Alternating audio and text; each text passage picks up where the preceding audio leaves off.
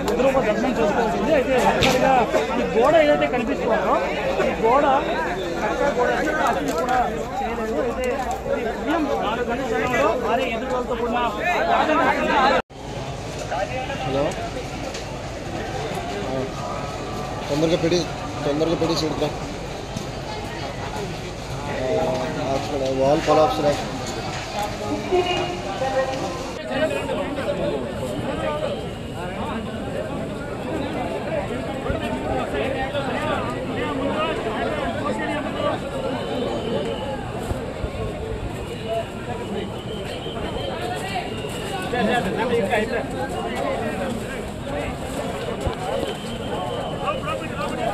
Gutter కదా stop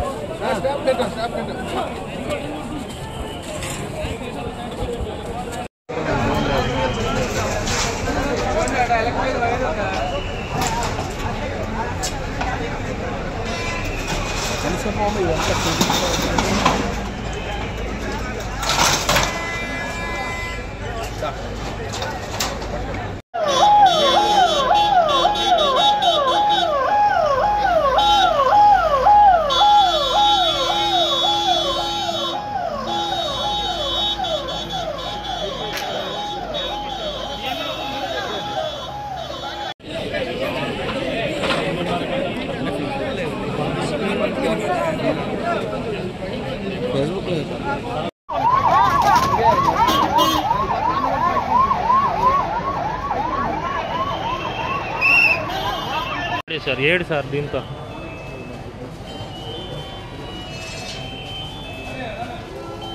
రే నువ్వు లేగు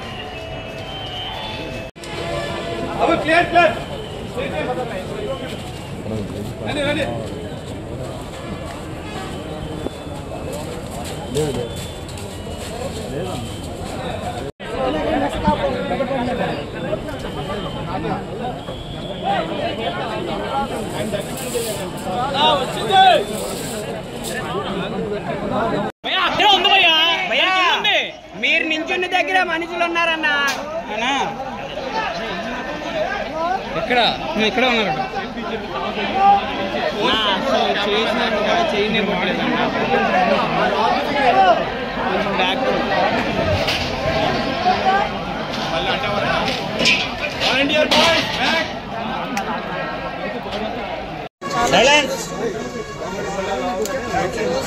మహాలక్ష్మి నరసింహస్వామి వారి నిజరూప దర్శనం రోజున ఎర్లీ మార్నింగ్ మనకి 2:33 మధ్యలోనే ఇన్సిడెంట్ అనేది జరిగింది. యాక్చువల్గా ఇన్సిడెంట్ కూడా 2 o'clock చాలా హెవీ రైన్ ఒకటి స్టార్ట్ అయింది. అందరికీ తెలుసు చాలా పెద్ద గాలి దుమారంతో చాలా ఉరుములు మెరుపులతో కూడిన భారీ వర్షం అయితే వచ్చింది. ప్రాథమిక నివేదిక ప్రకారం వర్షం ఏదైతే వచ్చిందో వాటర్ అంతా కూడా ఆ లూజ్ సాయిల్ వలన వాటర్ అంతా కూడా కొంచెం లోపల దిగి ఆ గోడ కూలింది అన్నది ఒక ప్రాథమిక సమాచారం ప్రకారం వచ్చిన నివేదిక. ఇంకా కూలంకషంగా మా వాళ్ళందరూ కూడా సార్ ఎంక్వైరీ చేస్తున్నారు. అట్ ద సేమ్ టైం అక్కడ 300 రూపీస్ క్యూ లైన్ ఆ క్యూ లైన్ అక్కడ జస్ట్ కరువు ఉంటుంది అనమాట. అంతవరకు అంత హెవీ క్రౌడ్ కూడా లేరు. ఫస్ట్ కరువు మూలాన ఒక జస్ట్ కొంచెం క్రౌడ్ అక్కడ ఉన్నారు. అది మూవ్ అవుతూనే ఉన్నారు. ఎక్కడ కూడా మనకి ఆగిపోవడం కానీ అంటేం లేదు. చాలా అన్ఫార్చునేట్ థింగ్ గోడ పడిపోవడం వలన సుమారుగా 7 ప్రాణాలు కోల్పోవడం జరిగింది. అందులో 4 పురుషులు ఉన్నారు, 3 స్త్రీలు ఉన్నారు. ఇంకా మిగతా రెస్క్యూ ఆపరేషన్స్ కూడా జరుగుతున్నాయి. ఈ సంఘటన జరిగినది అని తెలిసిన వెంటనే ఇమీడియట్గా ఎస్డీఆర్ఎఫ్ బృందాలు, ఫైర్ డిపార్ట్మెంట్, పోలీస్ డిపార్ట్మెంట్, అదేవిధంగా ఇక్కడ పనిచేస్తున్న వాలంటీర్స్ చిన్నపిల్లలైనా వాళ్ళకి చేతులైతే దండం పెట్టాలి. నిజంగా వాలంటీర్స్ అయితే ఇమీడియట్గా కొంతమందిని బయటకు తీసుకొచ్చి అప్పటికప్పుడు హాస్పిటల్ కూడా తరలించారు.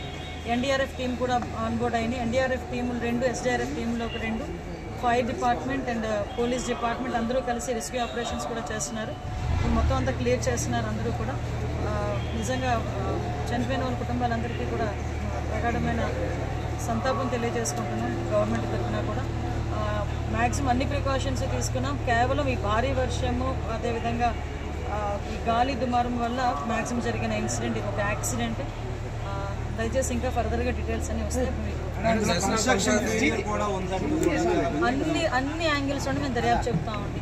ఇది ఏ టైంలో కన్స్ట్రక్ట్ జరిగింది, ఏ స్కీమ్లో కన్స్ట్రక్ట్ జరిగింది, ఎవరు కాంట్రాక్టరు, ఎవరు ఇంజనీరు, ఎవరు క్వాలిటీ కంట్రోల్ ఎవరు చేశారు, ఎవ్రీథింగ్ మేము ఇందులో ఎంక్వైరీ చేసుకుంటాం. ఎందుకంటే ఇక్కడ ప్రాణాలు కోల్పోయారు, ఈజీగా వదిలేయాల్సిన అవసరం ఏం లేదు.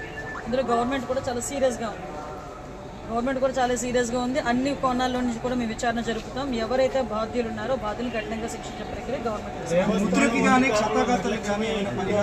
ఇప్పుడు ఇంకా మేము ఐడెంటిఫై చేసుకుంటున్నాం. కంపల్సరీగా గవర్నమెంట్ నుంచి వాళ్ళు ఇంజురీస్ అరౌండ్ ఒక 3 మెంబర్స్ అది కనిపిస్తున్నారండి. ఇంకా మనకి లిస్ట్ వస్తుంది.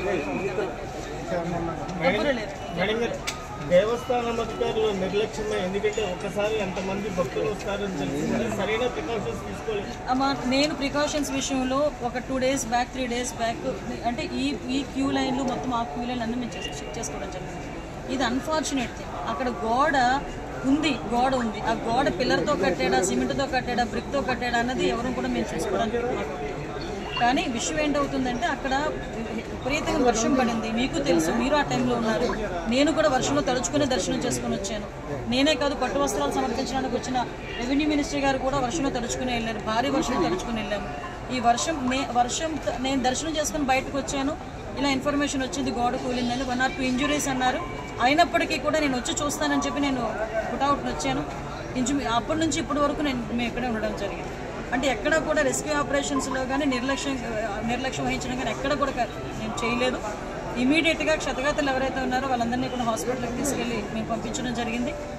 మిగతా రెస్క్యూ ఆపరేషన్స్ కూడా జరుగుతున్నాయి. ప్లీజ్ మిగతా అన్ని కార్యక్రమాలు చేసుకోవాలి.